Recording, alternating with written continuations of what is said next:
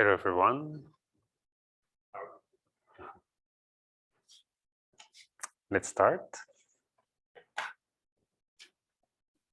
So this chapter is economic issues and concept, but really it should be called monopolies. That's all we discuss, monopolies and cartels. In my opinion, now we're starting to do some interesting stuff. So yeah, perfect competition is fun, but yeah, I'm sure you had great fun learning it. But yeah, this is more interesting because it's more applicable to things that we don't always think about, but yeah, that are quite relevant for policy makers and for everyday life. And that should ring a bell and help you understand things that may have happened to you before and which may have frustrated you, or sometimes you may think it's, yeah, why are the prices the way they are? Well, maybe it's going to shed some light on it. Yeah, so the main piece of the argument is the single price monopolist, or sometimes we call that non-discriminating monopolist. Oh, okay, that's a bit excessively small. That's too large. Yeah, that's about right. Okay. So why do we call it non-discriminating? Because, well, first of all, what's a monopolist? It's a single firm on the market. And what's special about, yeah, I should write this down. So monopolist, because they don't start the chapter by explaining what a monopolist is. So single firm on the market.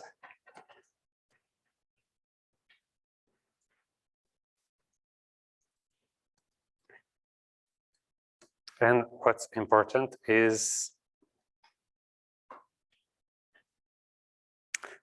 the market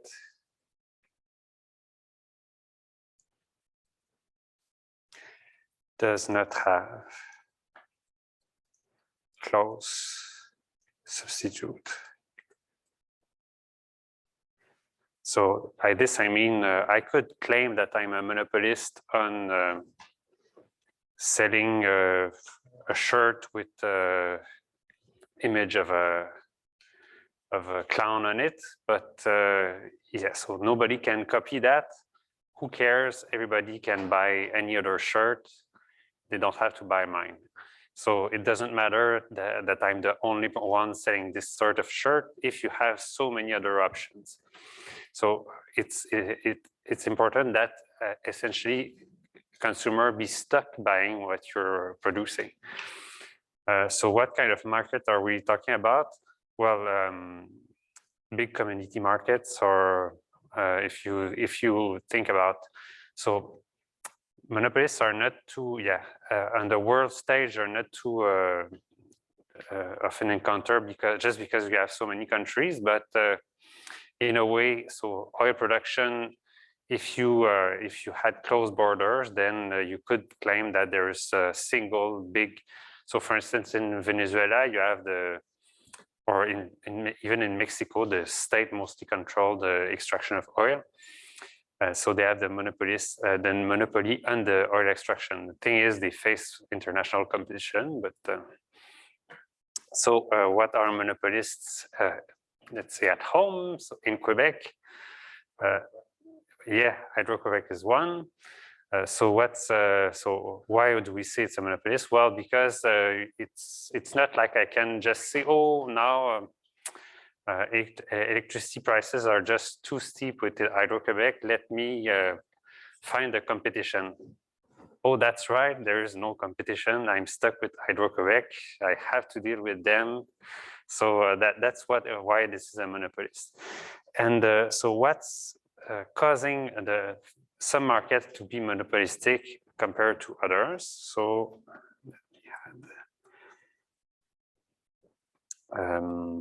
yeah, so there are barriers to entry which prevent other firms from competing. We're going to discuss more what they are, but oftentimes what we mean by barrier to entry is some obstacle, something that makes it so hard to start competing against Hydro-Quebec. It's just never going to work. What is it for Hydro-Quebec especially? Well, it's just the fact that now that all the electricity system is laid out in Quebec, so what does that mean to compete against Hydro-Quebec? Well, it means essentially, oh, I'm going to offer an alternative service. So I'm going to go door by door and tell them, oh, you want this alternative cable that's going to connect you to my own grid, which I'm going to build on parallel with Hydro-Quebec. So of course, it's just a ginormous task to create this alternative infrastructure. So it's never efficient to do that. So that's a feature you're going to observe often is monopolistic market are markets where there are huge fixed costs to starting to produce. So it's naturally always better to once you have paid those fixed costs to just have as many people in to profit from them. So that's why once Hydro-Quebec has laid out all the electricity system and they produce electricity with the main rivers, then it's just it wouldn't be efficient to have some other alternative producer of electricity. One thing you could imagine is essentially, okay, the electricity system is there. We're not going to create a second one, but maybe there could be some other operator that just has, say, a wind farm somewhere and collaborates with Hydro-Quebec and says, okay, I'm going to just use your electricity network distribution to distribute my own electricity. But then again, it's not like you would say, oh, I'm going to buy from that one in particular. It goes on the grid, and at some point it's just, so it's mixed together. So you couldn't say, oh, I'm going to specifically buy electricity that was produced somewhere super far. It's just part of the whole electricity that's produced in the whole province. So again, it's difficult. For trains, similar things happen. So I'm not too familiar with Via Rail, but so they have different, they have Canadian Pacific, they have Canadian CN, so they have different ones, but they share tracks, but they operate on different segments essentially.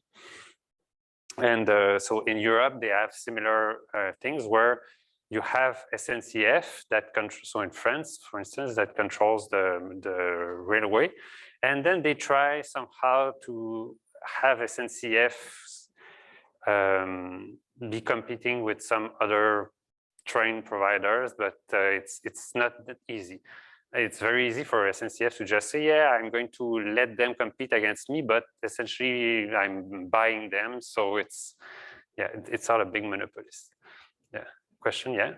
With the Canadian Pacific and Canadian National, would that be considered a cartel? Yeah, but so are they providing the same service or slightly different services? I'm not sure. Yeah. Yeah, we're going to see cartels. Yeah. So, okay. Yeah, I should research this a bit more. How trains are going about their business in Canada. So, what each company is doing. Yeah. All right. So, yeah. So, could you say that like the SAQ, the LCBO, could be considered a sort of like cartel? That basically like Quebec is run by the SAQ and Ontario is run by the LCBO. Yes, but so those are those are monopoly in some ways. Well, but so they compete against grocery stores for wine selling at the grocery store, for instance. But so there's a specific reason for it. So we want to make sure that alcohol is regulated. Then, so it has some objective that goes beyond just the market structure. So yeah, kind of barriers you would often.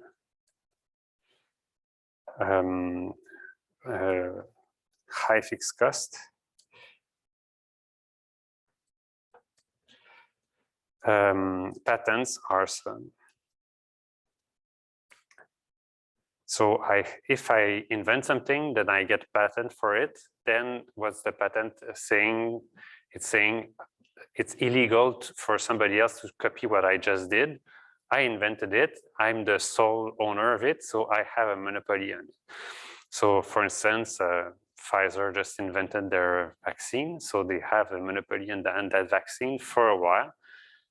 Thing is with discoveries is what we call a public good. So it's good for society to eventually be allowing everybody to produce it at a low price, because each dose of vaccine don't cost a lot. What was super expensive is inventing a vaccine. So in a way, the patent is a way to say, okay, we know you spent $1 billion inventing this. You have the right to extract more than your fair share or more than you would otherwise as profit to pay back this investment, so that next time, you know, you can again invent a new vaccine and you won't go broke. So patents are some. So yeah, we're going to discuss a bit more of them later. Yeah, and so the big feature is non-discriminating. Well, we have different monopolies, but so this is the simplest one to discuss. What does that mean? It means that as a monopolist, I sell only one price. So if I want to sell electricity, is the same price for all Quebec people. I cannot say I'm going to sell high cost electricity to that person and a low cost electricity to that other person. I can. If I want to, I could try and do that. So that would be price discrimination. That's what we're going to discuss later. But here the issue is, so that's the simplest one. And what we're going to see is this creates problems for the monopolists and problems of efficiency. Yeah, so we're going to explain this in a bit. And then, yeah, we're going to discuss cartels. All right. So a revenue concept for a monopolist. So unlike the perfect competition firm, a monopolist faces a negatively sloped demand curve. So it's technically the case that everybody faces a negatively sloped demand curve. It's just the thing that looks different if you're, so let me just, so if you have the total demand,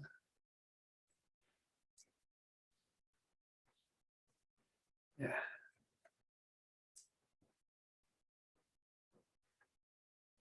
All right.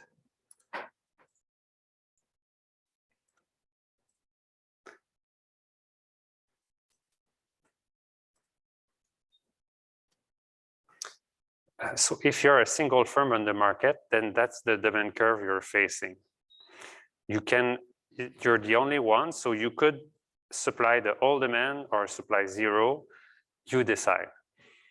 What's the difference with a firm in perfect competition? Well, a firm in perfect competition is super tiny in the market.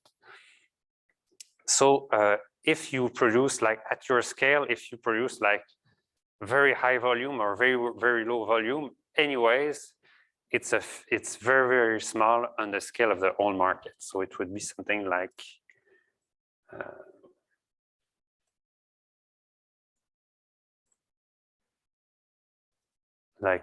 between producing here and producing here you see it's for a firm in perfect competition, it's a the difference it makes on the demand curve is just so small. That's for a monopoly.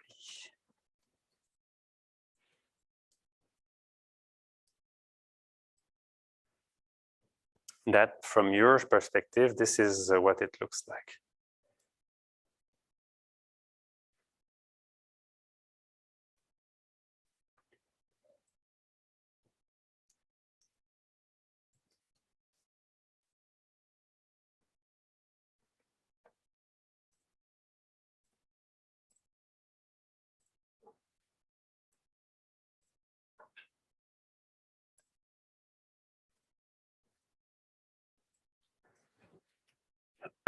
All right. Had a bunch of firms that had a lot of influence over the demand curve, would that be an oligopoly? Yeah. So from your perspective, you are this little segment there. So you do have some negatively sloped demand. It's just at the extreme, it's like horizontal basically. So that's what's going on. It's we don't care about it. We don't model it. We just say it's the price is the price. So we just have this price there. That's always the same, but it's so conceptually the firm in perfect competition is some sort of firm, and then monopoly is some sort of other firm. They both face the demand. It's just they don't supply the same segment. And later on, we're going to see that we have, yeah, I think we are going to see that. Yes, we have oligopolies, which are midway between monopoly and perfect competition. So they sort of face negatively sloped demand, but that's not the whole market. So it's going to encompass at the extreme firm in perfect competition and monopoly at the other extreme. All right. But yeah, now we have to really care about the fact that if we want to supply more to the market, what's happening? Well, the price is going down. So that's the whole dilemma of the monopolist. So unlike a competitive firm, a monopolist faces a negatively sloped demand curve. So a monopolist faces a trade-off between the price it charges and the quantity it sells.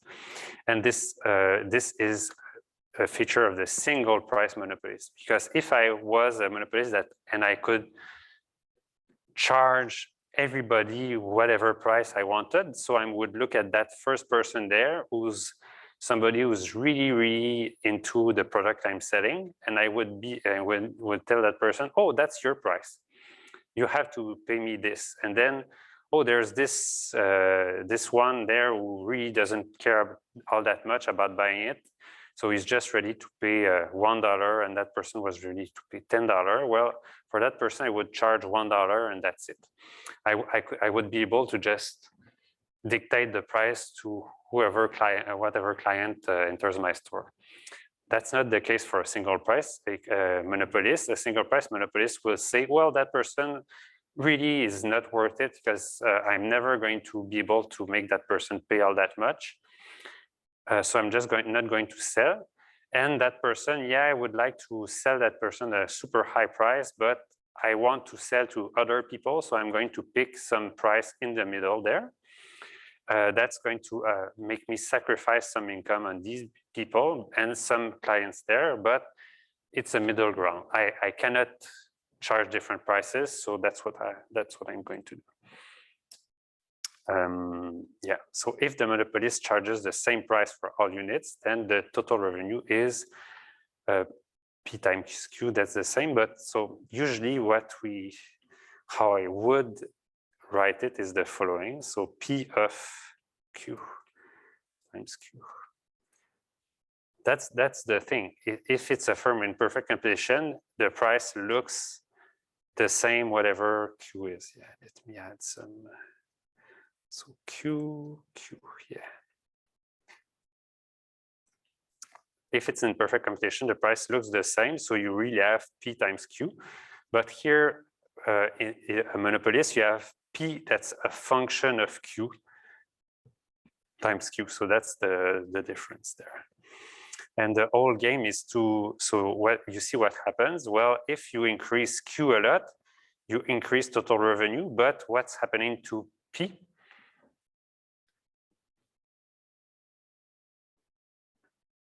Say that again. If I increase Q a lot, what happens to P of Q?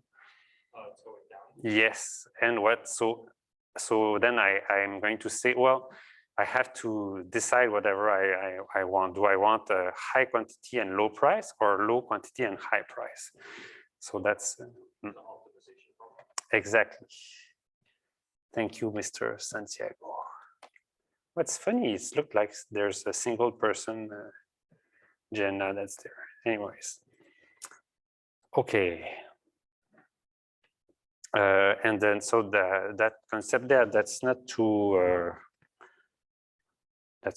important. So again, I would write P of Q there,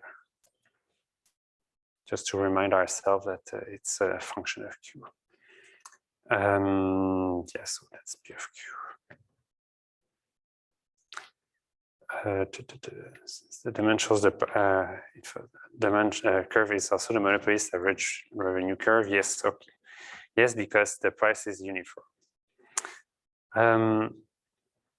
So yeah, let me. So all these, I'm going to go to yeah. So this is the important slide there, and then we can go back to discussing what we. So here's what's going on for the monopolist. So you have the demand curve. So here, this is the price as function of quantity sold. So if quantity is 0, price is 10. If quantity is 10, price is 9, 8, 7, 6. So essentially, if I wanted to write mathematically what is the function of price as function of quantity sold, I would write P of Q. Can somebody guess what it is? Or not guess, but know what it is.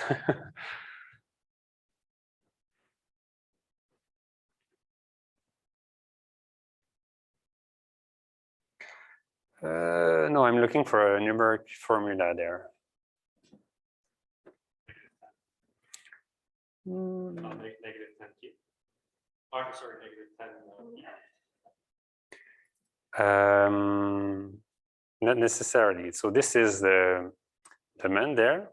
So what I'm looking for is a function that explains this this price as function of this quantity sold, right? P as function of Q. Oh, yes. 1 plus 10. 10 is good. Okay, so let's start with 0. So if I sell 0, what's the price? It's 10. Okay. But then when I increase the quantity by to 10 units, then the price goes to 9. -1. Yes, exactly. Times Q. So minus Q over 10. Or let me write it this way. Minus 0.1 Q. So this is what I'm saying by saying the price is a function of quantity. So it's 10 minus 0.1 Q. And you can see that if Q is 100, then I get a price of 10 minus 100 divided by 10. So 10 minus 10, 0. So that's what it is here. Oh, yes, almost. Thanks for the effort. So this is what's going on. And then, so imagine that I'm at 6, price of 6 and quantity of, that's 48, I guess. Yeah, 40 and 6. And then I wanted to so increase my quantity produced because I want to sell more, to have more revenue. So what's my extra revenue? Well, it's this extra pink rectangle there is the extra units I'm selling multiplied by the price. But what do I have to sacrifice in return? I have to since it's a single price monopolist, then I have to lower the price since I want to sell to these people there that were not ready to buy at that price of 6. I have to lower my price to a price of 5 to sell them. So what do I lose? I lose all this green box there, which was the units that I was selling before. So for all of these units, rather than making a price of 6 times 40, I now make a price of 5 times 40, right? So let me write it this way. So starting at, well, it says starting anywhere, but imagine, yeah. Okay. If monopolist increases, I'm going to reduce my font, otherwise there's no way I'm going to be able to draw stuff there.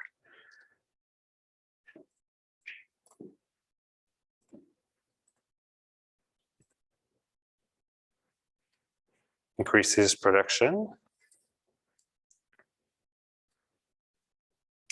So the change in total revenue, it's the, yeah, sorry about that.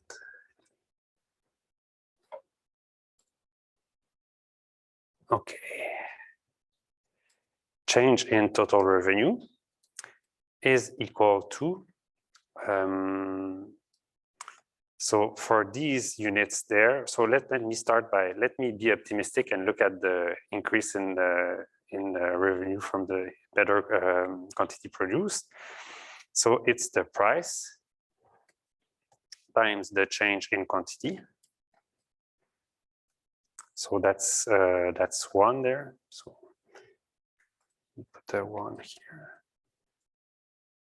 So that's the box number 1.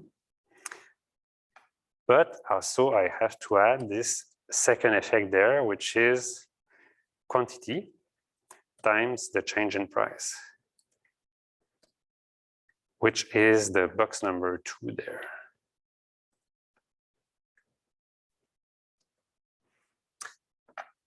This term is positive because delta Q is positive. I increase the quantity produced by some amount, but delta P is negative. So I have to sacrifice some price. So all the revenue I was making in my previously sold units, I'm making less revenue out of them.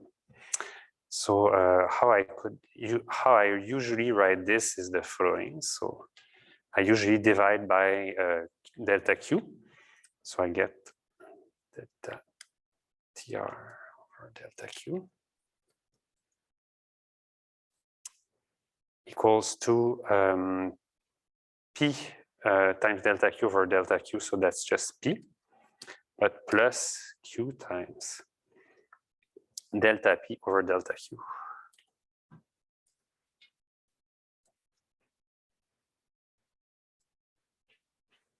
All right.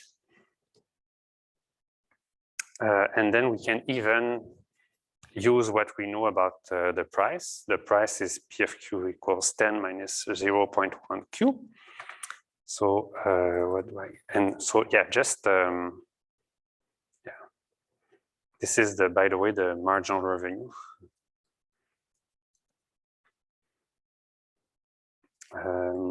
So MR equals, so let me just put some, so that's the same. Okay, so let us just put some computation on it. So P is 10 minus 0.1 Q.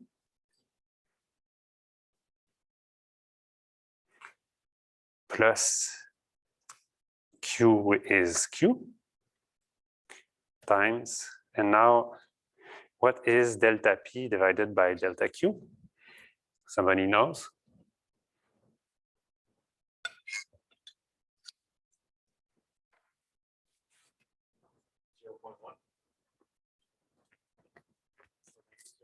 Yes, exactly, negative 0.1. So how much did price increase or change? Well, it went out by went down by 1 unit, And how much did quantity change? Well, I increased by 10 units, so it's -1. Oops. Divided by 10. Why is that so big again? Okay. So what do I get if I collect terms? So this is minus 0.1. So I have 10 minus 0.1 Q minus 0.1 Q. So I get 10 minus 0.2 Q. So the marginal revenue has a steeper slope than the price. You see that the slope is 10 minus 0.1 Q. That's this slope there. And the slope of the marginal revenue is minus 0.2. So it's steeper, and you see it here. So this is the marginal revenue curve. So marginal has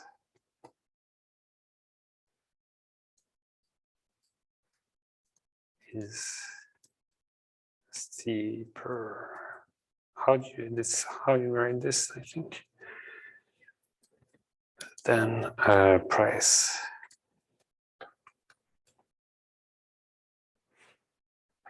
All right.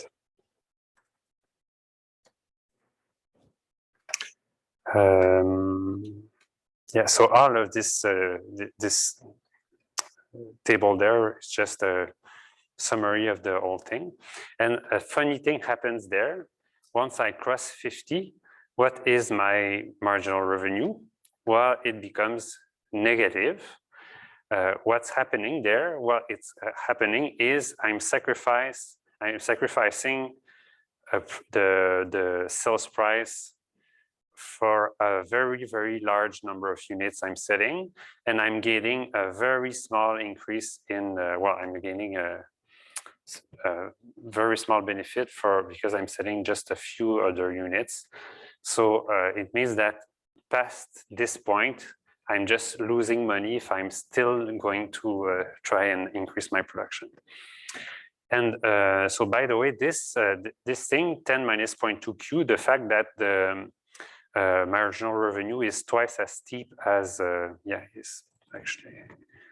is twice steep as. So you're always going to get this if you start with some linear price curve. So here it's just a linear function. Yeah. All right, that makes sense. So that's the dilemma of the single price monopolist is I have to sacrifice revenue from on my previous units if I want to increase my production.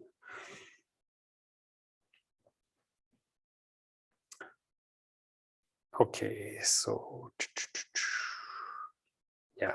So now all of this makes sense. So yeah, the marginal revenue is the revenue resulting from the sale of one more unit of product, delta TR divided by delta Q. And because of the downward sloping line curve, the monopolist must reduce the price that it charges on all units to sell an extra unit. So the price received from the extra unit sold is not the firm's marginal revenue because by reducing the price of all previous unit, the firm loses some revenue. Yeah, so the marginal revenue is equal to price minus its lost revenue. Yeah, somehow. Yeah, so the marginal revenue resulting from the sale of its extra units is less than just the price received on that unit because of this. So the marginal revenue curve lies below its demand curve.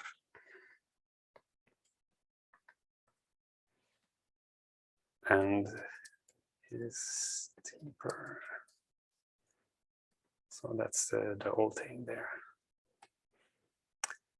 All right, so I'm sure you're going to have some exercise to compute these things. So just familiarize yourself with them.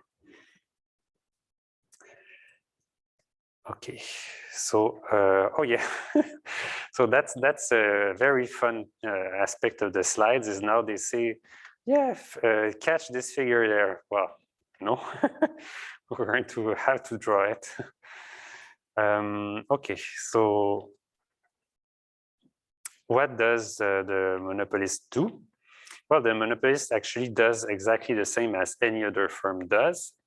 Monopolist wants to maximize the profits. So here what we have shown is just the revenue side. It's how much money I can extract from my customers, but there is the issue that I have to produce these units, so it costs me something. So what I'm looking for is, so if it costs me nothing at all to produce, then the way to maximize my profit would be to sell exactly 50 units. I would maximize my revenue, that's it. But since I have some costs that I have to pay, so probably I'm going to look for a quantity that's a bit less than that, because I have this marginal cost to pay on my sales. So yeah, goal of monopolist, maximize profits. So we're going to have profits of Q, which is equal to the revenue of Q minus cost, which is a function of Q2. So at the optimum,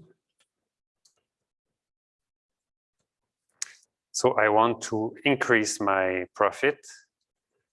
And so I want to essentially, so if I know that by increasing my production, I'm going to increase my profit, then I do increase my production. If I know that by increasing my production, I start losing money, then I don't want to do that. So at the optimum, I'm going to choose the exact production such that if I increase a bit my production, then it doesn't change my whole profit. Right? So I'm going to have this. I want to be at a place where the increase in profit from my production, which is equal to the increase in revenue minus the increase of the cost, is 0.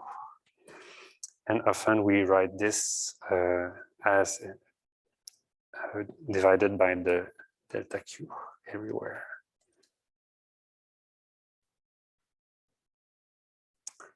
So what do I get?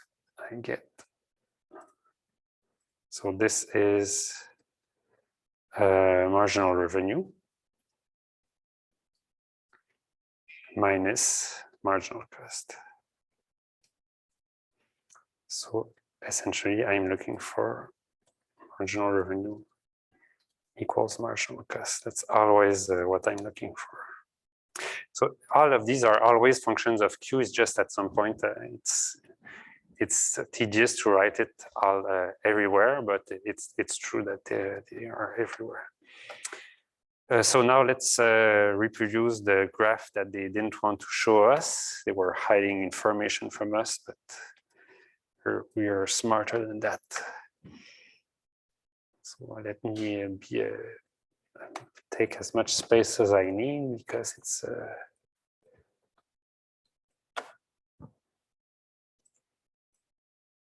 okay, and even yeah. Okay, now we are talking. It's not going to be super pretty, but yeah, it should work.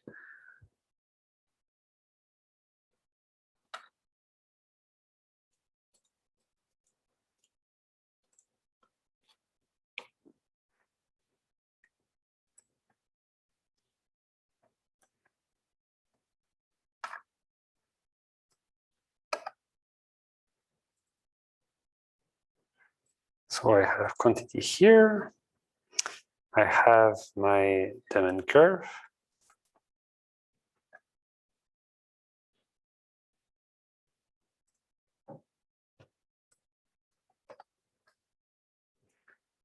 And let's have something that's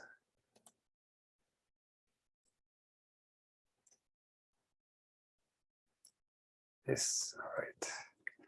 So that's demand.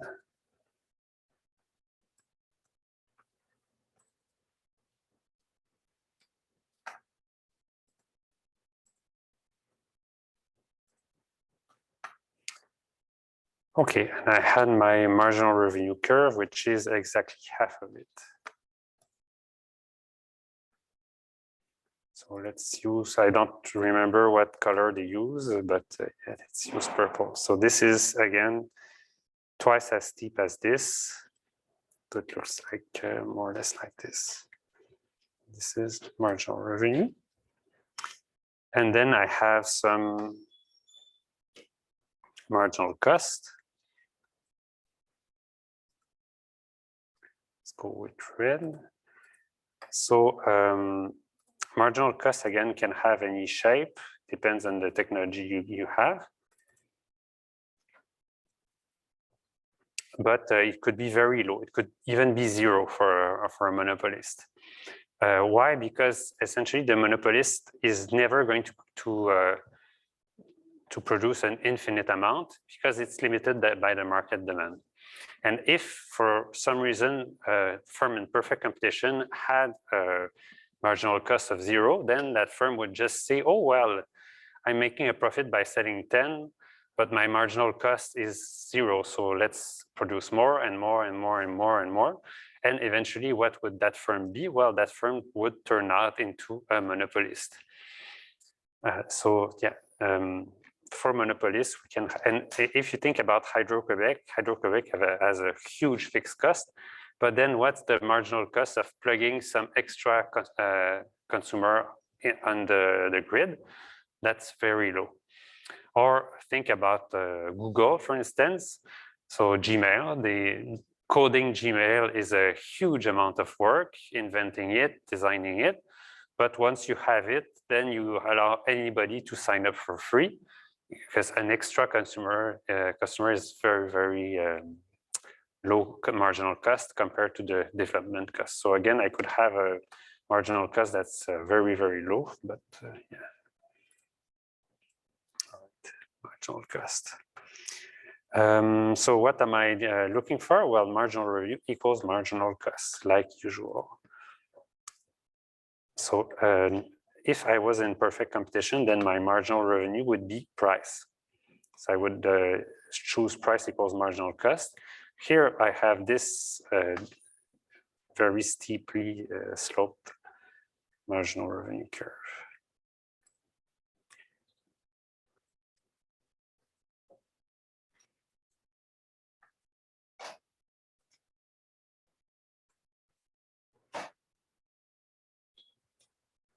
All right, so this is where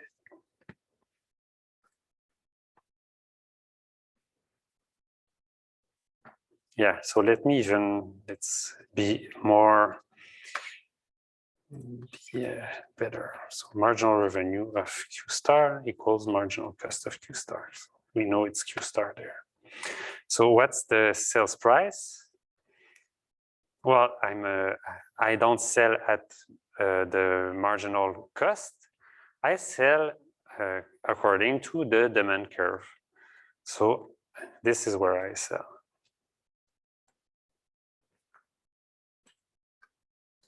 So the price of the monopolist is very high, and it's higher than its marginal cost. So you see there is a gap there. For a firm in perfect competition, you just pick marginal cost equals price, and you have no difference. So for the last unit sold, you are you just make your money back. Here, that's not the case.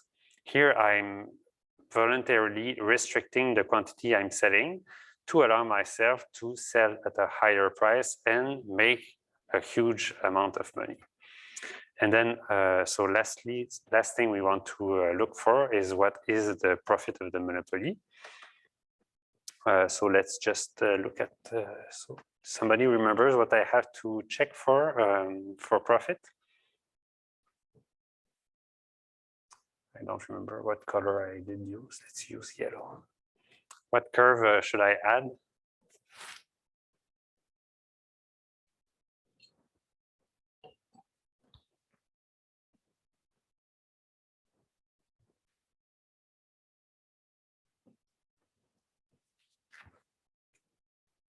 No, don't remember.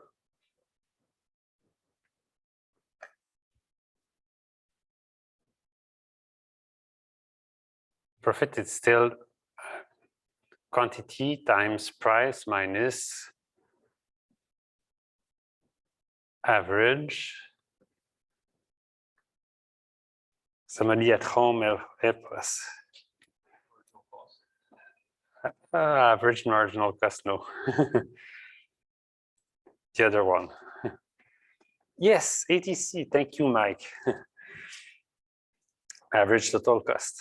So I'm just going to write it down for you to remember, but you don't have to copy that. So I have profit equals price times quantity minus cost. So it's quantity times price minus cost divided by quantity. Oops.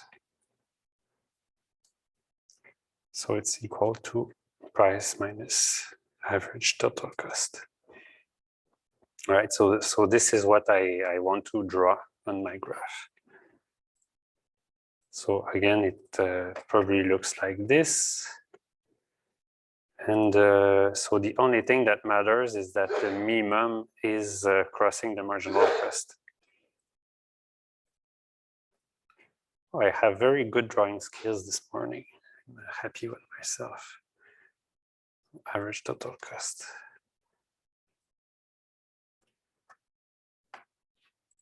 Okay, so this goes away. And what are my profits? Well, my profit is a big, healthy, nice profit. I'm in the green. So price minus average total cost. I could still let me write it down for you to remember. So profit equals quantity times price minus ATC. And that's there.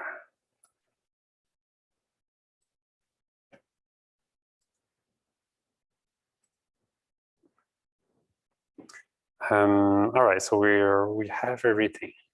So questions about this graph? That's if you understand what's going on in this graph, the rest is just words, text, just to describe what we just did there. Okay.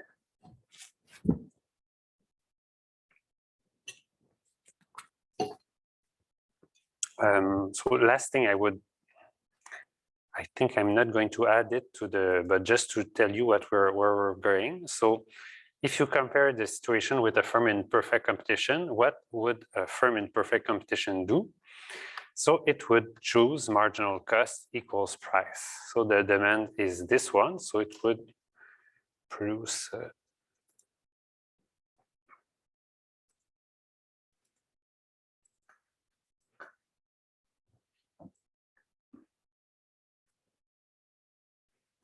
here. So it would choose a larger quantity and a lower price. At that price, then you get price equals marginal cost. So that's the initial.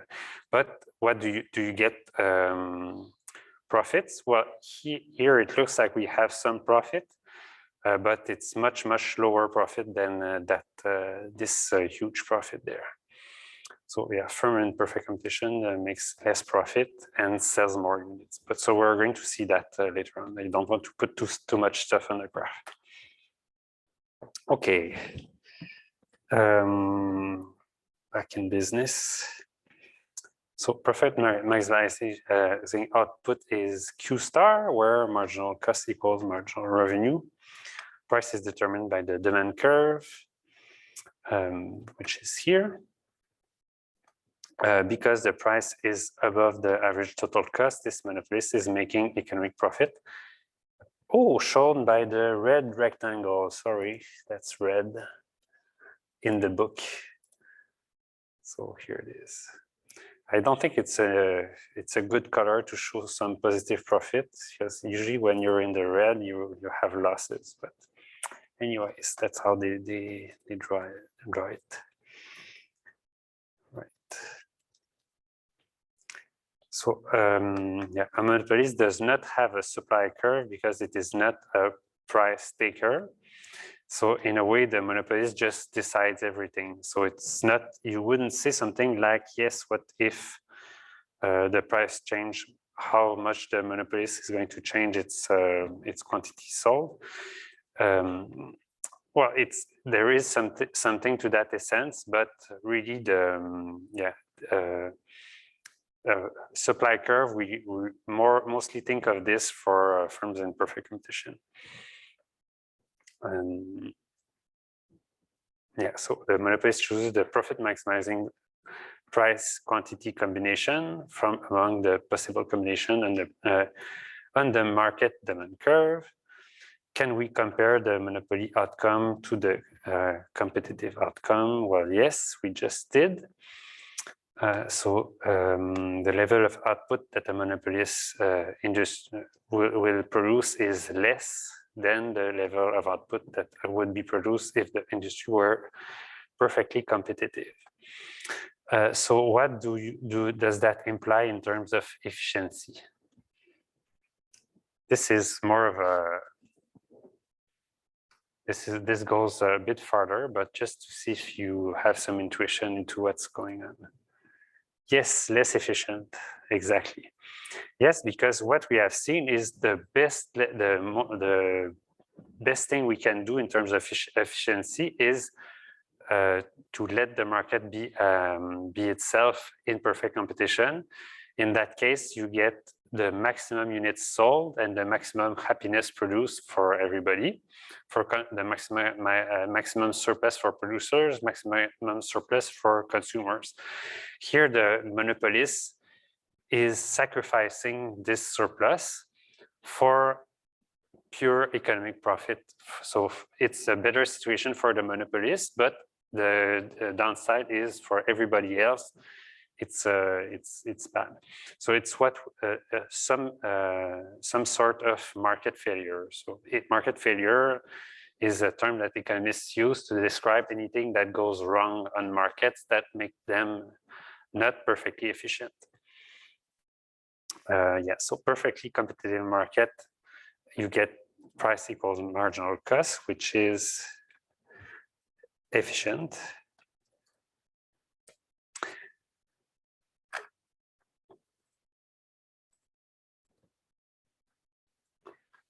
And for monopolists, you get price is above marginal cost. So we see that you have a markup over marginal cost.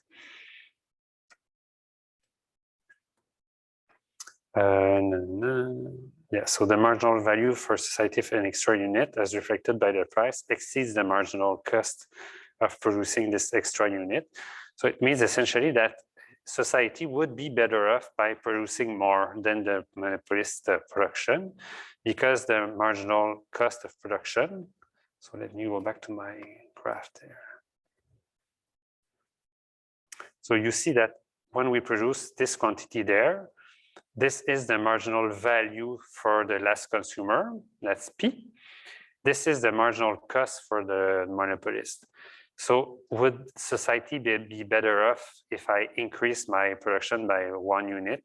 Well, yes, because that unit would only cost this much, and would bring to the world this amount of utility, of happiness, of value. And so the difference between the marginal willingness to pay for it and the marginal cost would be positive. So it would be a better outcome. Sadly, the monopolist is a nasty firm that doesn't care about society, just cares about its own profit. Yeah, so competition, yeah, so more economic surplus would be generated for society if the monopolist increased its level of output.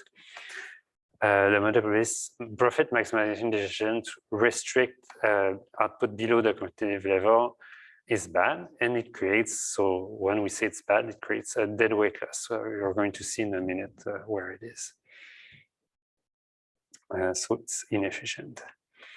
All right, so here is the dead weight loss. Just to quiz you again, if we start with the competitive, so again, this is the marginal cost, this is demand, this is marginal revenue. So in perfect competition, firms would choose marginal cost equals price equals demand. So we would have this quantity there and that price, PC. But it's a monopolist, so the monopolist chooses marginal revenue equals marginal cost and charges a price that is there. So can you see from the monopolist perspective, going from QC to QM, what does the monopolist gain and what does the monopolist lose?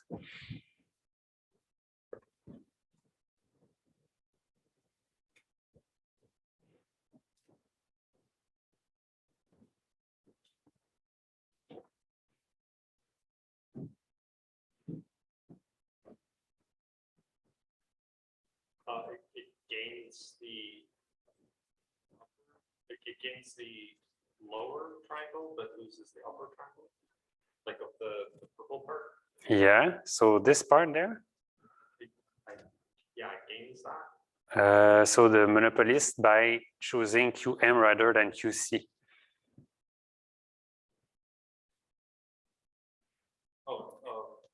By choosing QM rather than QC. So I think you're on the right track. So let me draw some, let me say have A, B, C, and D. Right.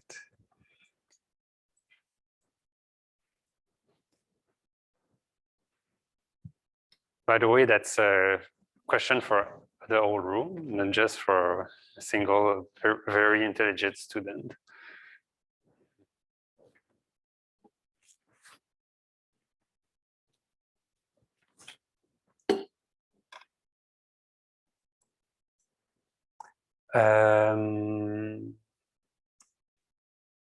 Monopolist gains A plus B and loses C. Almost, Mike. Something. Gains A and B, but loses B and C. Okay.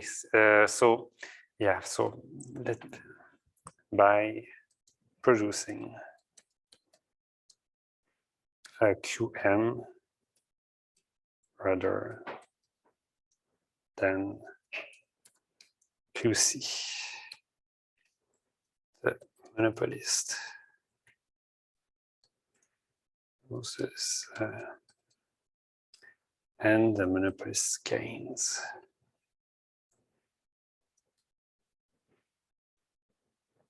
So if you produce QM, these units are not transacted, so you don't have them. So you cannot gain these things. Yes, awesome. So we have the right answer. So gains A, loses C. So here's what's going on. So this, yeah, let me just continue the whole surplus there. So it's clearer. Let's imagine that this brings things to there. Okay. So what's the surplus of the producers? If I produce at C, QC, then the surplus of the producers is the area below the market price and above the marginal cost. So the producers has D and C. And the consumers have A, B, and they have also this region there. Then what do I do? I restrict my production from QC to QM. So these two areas are gone. B was part of the consumer surplus. this part C was part of the producer surplus. So yes, the producers lose C.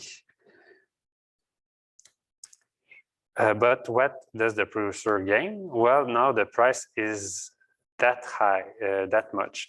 So now after having restricted the production, then the new producer surplus is A and D. So what's gained is A there. This is pure profit that's extracted from the poor consumers that have to pay a higher price than before. Right? And yeah, deadweight loss is B plus C. So the monopolist intentionally creates an inefficient situation, but that is more than offset for him by the gain of this A rectangle there. So does he also lose B? No, because B was something that the consumers had, right? It was a part of the consumers' surplus before. It's above the market price PC. Okay, so the consumers lose B. They lose A and B. Yeah, that's a good point. So consumers. But the monopolist doesn't lose. Yeah, they lose. Yeah, so they lose A and B. Yeah, exactly. So the consumers are big losers in this situation. So yeah. So that's not a nice thing to do. But so here the monopolist doesn't look like a nice citizen. However, their situations are more complicated than that.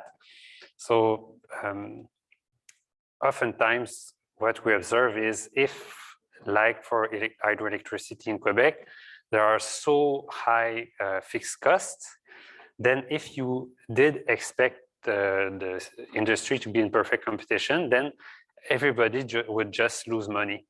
So there would be no electricity production in Quebec. The only way to get electricity production going is to allow for a big firm to take charge and produce everything and have this sort of pure profit there. However, in the Hydro-Quebec case, then it's anyways, it's just it goes back to the government of Quebec, so it's not all that bad. Yeah. So yeah, that's just saying with so many words what I just said there. Okay, so extra questions about this? Yeah.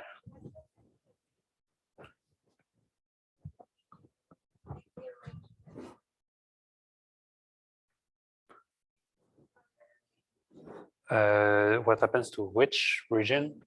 D? D? D is, okay, so D doesn't change. So before, so in perfect computation, the producer surplus is D, C plus D. Is anything below market price above marginal cost. And after the production is restricted from QC to QM, well, it's still part of the producer surplus. So it's below the market price, PM, and above the marginal cost. So the surplus of the producers after the surplus of the monopolist is A plus D. Right. Okay, so entry barriers. So I've discussed this a bit before. So monopolists' profits need to be protected. So you need to not have competition. And how do you achieve this? Well, because there are some entry barriers. So new firms cannot contest the monopolist place. So they can be either artificial or created or natural. So if they are natural, we talk about natural monopoly. So example.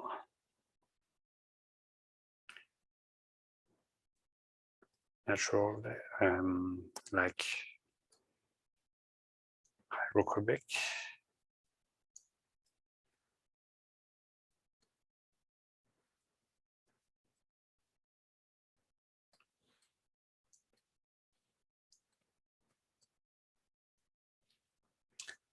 Okay, let me write this there.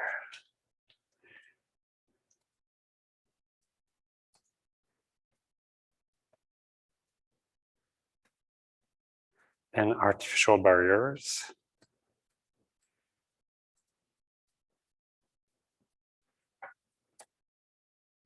Or created barriers.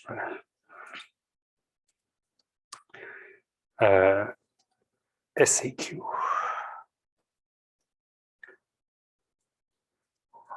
Patterns.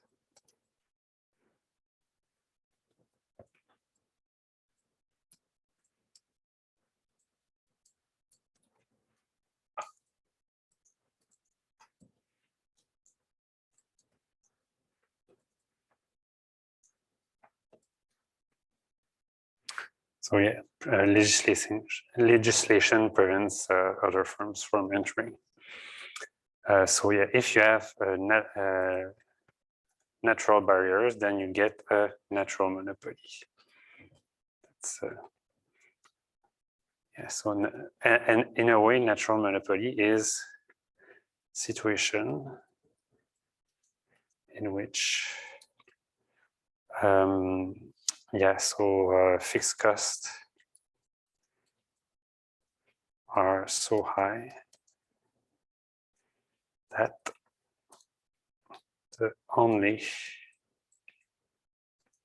way to have an industry is to have monopoly without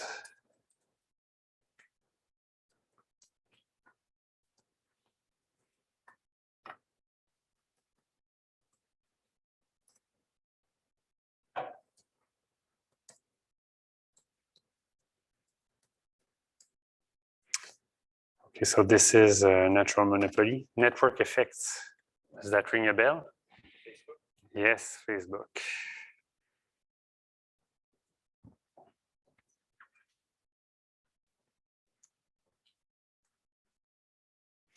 So what happens to Facebook? Well, it's just there. So once it's there, all my friends are on Facebook. So imagine that there is an alternative network such as Google Plus. Might be not too bad, but since nobody's on it, then who cares about it? Nobody wants to go on it. Yeah. Would a good example be like how Trump got kicked off of Twitter, and then he joined Parler, and then no one gave a shit because Parler sucks compared to Twitter. So basically, just showed that Twitter is kind of a monopoly on that sort of distribution of information. Yeah, exactly. So you realize though that you could somehow emulate Twitter and Facebook. So because you have the feed, you have the, but still, yeah, it looks like they have their niche in some ways. But yeah, you're right that it's for incumbent, it's just yeah. So good luck challenging a big firm like Facebook or Twitter. It's just yeah. My friends are on it. My idols are on it. My professor is on it. No, I'm not on Twitter. Sorry. So yeah, so it's just yeah, that's where things are. Yeah, that's their slogan actually. It's what's happening for some reason. So this I would say is even more powerful than these two. Is because it's not like you have well, the marginal cost of having an extra user is 0, but the marginal value for the network is positive. It's just if you have an extra person, then it makes the experience for everybody else even better. So that's just yeah, that's a modern that's a new phenomenon that we observed since 20 years. Yeah, so many entry barriers are created by conscious government actions, example, patent laws or granting a charter or franchise that prohibits competition by law. So yeah, again, so patents are usually they mean well, but the exact level of of protection, should you grant protection to this new invention or not, or should you grant it for 10 years, 20 years, 50 years, 100 years after the author's death for artistic production? That's the big question that's complicated. So by the way, as I have a neat story on this, so that there was a woman who had the idea back then, before internet anything, so they sold magazine by mail. And then she thought, yeah, but some people they can't read magazines because they're blind or whatever. So let me read the articles, tape this on a cassette tape and send it by mail. So she thought it was a nice idea. So she got a patent for that, which was just distribution of audio content by any mean whatsoever. And then that's her patent. And I think she didn't even do it. She just thought it was too complicated to send the cassettes by mail. But then when people started podcasting, she said, oh, but I invented podcasting. So she tried and basically sue everybody or have every podcaster in the world give her royalties for podcasting. Thank God it didn't work. So you can have a podcast without paying her. But yeah, that's the sort of thing. It's patent law is complicated. And also nowadays they're often used in retaliation for other firms. So for instance, Apple invented the round corners for their phone. So and they decided to patent that. So, okay, that's a great invention. Nobody has ever thought of having round corners on a phone. But then what do you do against this? If you want at some point maybe to have a phone with round corners, where you just patent a whole bunch of things yourselves. So then if Apple sues you, then you can say, no, but I'm going to attack you with all these patents too. So you have patent wars basically. And there's huge amount of money being spent on that. So yeah, there's always a difference between what legislators mean and what in actual reality you get with the situation. And yeah, technologists, engineers, they really hate patents. They just say, I want to do my thing and I don't want to patent anything. I just want to invent other stuff. And yeah. Yes? The thing with that case is that it technically wasn't even a regular patent. It was actually a design patent. Yeah. A trademark, which lasts like potentially. Yeah, exactly. That's the difference. Yeah, another interesting case is Lego. So it turns out that you have two different things. So the artistic the way that the Legos are drawn, for instance, or painted, and the system. The system is a system, so it's long gone. You can copy Lego as much as you like.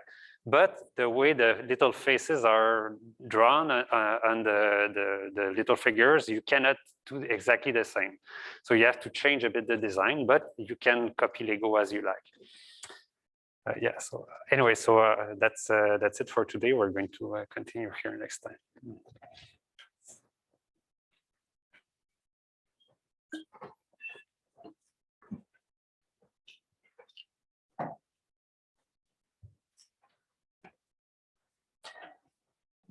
Sir? I just have a question. Yeah, go ahead. Because yeah, I know that sometimes I do stupid questions because it's like No. like the people that for me logic is it's so easy, but the graphs are the difficult for me. But Yeah. but I want to understand, like when you're saying that there are some like monopoly that they don't want to know the price. It can be like the luxury brands. Like when you say like whatever, if I put whatever price I want, they're going to buy it. Mhm. That can be like, I don't know, Balenciaga or Louis Vuitton or that. That can be an example of that. Yeah, so it's